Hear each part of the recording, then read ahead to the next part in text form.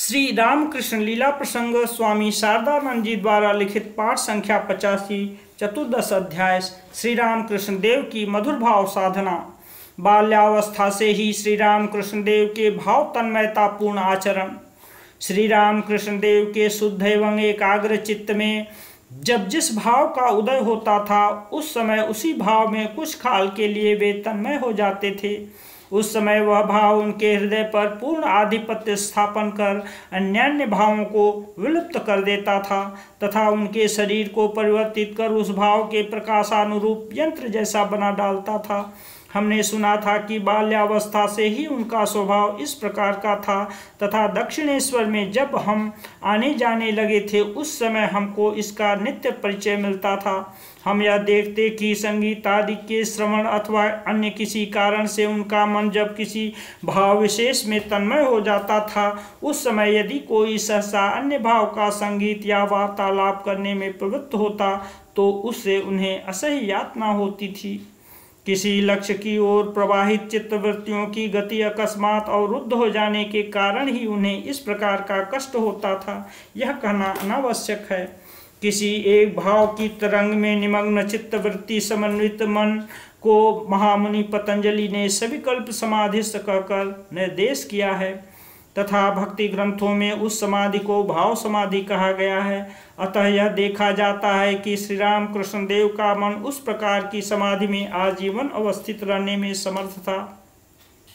साधन काल में उनके मन के उक्त स्वभाव का परिवर्तन साधना में प्रवृत्त होने के समय उनके मन के पूर्वोक्त स्वभाव ने एक अपूर्व पृथक मार्ग का अवलंबन किया था, क्योंकि यह देखने में आता है कि उस समय उनका मन पहले की भांति कुछ क्षण के लिए किसी भाव में अवस्थित रहने के पश्चात अन्य किसी भाव में मग्न नहीं होता था, किंतु किसी भी भाव में आविष्ट होने पर जब तक उसकी चरम सीमा में उपस्थित हो अद्वैत भाव के आभास की उपलब्धि नहीं हो जाती थी तब तक उसी भाव का अवलंबन कर सतत अवस्थित रहता था। दृष्टांत स्वरूप कहा जा सकता है कि जब तक वे दास्य की भाव की चरम सीमा में नहीं पहुँचे थे तब तक मातृभाव की उपलब्धि के लिए अग्रसर नहीं हुए थे तथा मातृभाव साधन की चरम उपलब्धि किए बिना वात्सल्य आदि भावों के साधन में प्रवृत्त नहीं हुए थे। उनके साधनकालीन इतिहास की पर्यालोचना करने पर सर्वत्र ही ऐसा दिखाई देता है। साधन काल से पूर्व श्री रामकृष्ण देव को मधुर भाव अच्छा नहीं लगता था। ब्राह्मणी के आगमन के समय श्री रामकृष्ण देव का मन ईश्वर के मातृभाव के अनुचिंतन में निमग्न था। सांसारिक समस्त प्राणी तथा पदार्थों में विशेषकर स्त्री मूर्तियों के अंदर उस समय वे श्री जगदम्बा के प्रकाश को साक्षात दर्शन कर रहे थे। अतः ब्राह्मणी को देखकर ही क्यों उन्होंने मातृ संबोधन किया था तथा समय समय पर बालक की भांति गोद में बैठकर उनके हाथों से भोज्य पदार्थों को क्यों ग्रहण किया था, यह स्पष्ट समझा जा सकता है। हमने हृदय से सुना है कि ब्राह्मणी उस समय कभी कभी व्रज गोपिकाओं के भाव में आविष्ट हो जब मधुर भावात्मक गीत गाने लगती तब श्री रामकृष्ण देव कह देते थे कि यह भाव मुझे अच्छा नहीं लगता है और फिर उस भाव को त्याग कर मातृभावात्मक पद ही गाने के लिए वे उनसे अनुरोध किया करते थे। इस प्रकार श्री रामकृष्ण देव की मानसिक स्थिति का यथार्थ परिचय पाकर ब्राह्मणी भी तत्काल उनकी प्रीति के निमित्त श्री जगदम्बा के दासी भाव को अंगीकार कर गाना प्रारंभ करती थीं तथा अथवा गोपाल के प्रति नंद रानी यशोदा के हृदय के गंभीर उच्छ्वासपूर्ण संगीतों को गाने लगती थी।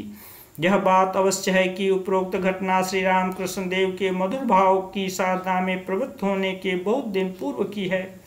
इससे यह सिद्ध होता है कि उनके हृदय में भीतर एक प्रकार का तथा बाहर दूसरे प्रकार का भाव कभी भी विद्यमान नहीं था। इस घटना के कुछ वर्ष उपरांत श्री रामकृष्ण देव का मन किस प्रकार परिवर्तित होकर वात्सल्य भाव की साधना में अग्रसर हुआ था, यह बात पहले ही कही जा चुकी है। अतः मधुर भाव साधना की ओर अग्रसर होकर वे जिन आचरणों में रत हुए थे अब हम उन्हें उद्धृत करने का प्रयास करेंगे। श्री रामकृष्ण देव के साधन कभी शास्त्र विरोधी नहीं हुए। इससे प्रमाणित होने वाले तथ्य श्री राम कृष्ण देव के चरित्र पर विचार करने से पता चलता है कि हम जिसे निरक्षर कहते हैं, प्रायः पूर्णतया तदनुरूप होते हुए भी उन्होंने आजीवन किस तरह शास्त्र मर्यादा की रक्षा की थी। गुरु ग्रहण करने से पूर्व केवल अपने हृदय की प्रेरणा से वे जिन साधनों में प्रवृत्त हुए थे, उनकी वे साधनाएं भी शास्त्र विरोधी न होकर शास्त्र अनुगत ही थी। भीतर एक प्रकार का तथा बाहर दूसरे प्रकार का भाव न रखकर शुद्ध पवित्र हृदय से ईश्वर प्राप्ति के निमित्त व्याकुलता उत्पन्न होने पर ही ऐसा हुआ करता है। इसके द्वारा हमें इसी बात का स्पष्ट परिचय मिलता है। घटना का ऐसा होना विचित्र नहीं है, क्योंकि थोड़ा विचार करने से ही पता चलता है कि शास्त्र समूह की रचना इसी रूप में हुई है। सत्य वस्तु को प्राप्त करने के लिए महापुरुषों की चेष्टा तथा उपलब्धियां ही बाद में लिपिबद्ध होकर शास्त्र के रूप में परिणत हुई हैं। अस्तु, निरक्षर श्री राम कृष्ण देव को शास्त्र निर्दिष्ट उपलब्धियों का यथार्थ अनुभव होने के कारण शास्त्र समूह की सत्यता ही विशेष रूप से प्रमाणित हुई है। स्वामी विवेकानंद जी ने इस बात का निर्देश प्रदान कर कहा है, शास्त्रों की सत्यता को प्रमाणित करने के लिए ही अब की बार श्री राम कृष्ण देव का निरक्षर बनकर आविर्भाव हुआ है। श्री राम कृष्ण देव द्वारा स्वभावतः शास्त्र मर्यादा की रक्षा के दृष्टांत साधनकालीन नाम भेद या वेश धारण, स्वभावतः शास्त्र मर्यादा की रक्षा के दृष्टांत स्वरूप विशेष विशेष भावों की प्रेरणा से श्री राम कृष्ण देव के विभिन्न वेश धारण करने की बातों का हम यहाँ पर उल्लेख कर सकते हैं। उपनिषद के द्वारा ऋषियों ने कहा है, तपसो वाप्य लिंगात सिद्धि प्राप्त करना संभव नहीं है। श्री राम कृष्ण देव के जीवन में भी हमें यह देखने को मिलता है कि वे जब जिस भाव की साधना में प्रवृत्त होते थे, उस समय हृदय की प्रेरणा से ही पहले वे उस भाव के अनुकूल वेशभूषा या बाह्य चिन्हों को धारण किया करते थे। जैसे तंत्रोक्त मातृभाव में सिद्धि प्राप्ति के निमित्त उन्होंने रक्त वस्त्र विभूति सिंदूर या रुद्राक्ष आदि धारण किए थे। वैष्णव तंत्रोक्त भावों के साधन के समय गुरु परंपरा प्रसिद्ध भेग यानी त्यागी वैष्णव वेश या तदनुकूल वेश धारण कर श्वेत वस्त्र, श्वेत चंदन, तुलसी की कंठी आदि से उन्होंने अपने अंगों को विभूषित किया था। वेदांतोक्त अद्वैत भाव में सिद्ध होने के लिए उन्होंने शिखा सूत्र परित्याग कर काषाय वस्त्र धारण किया था।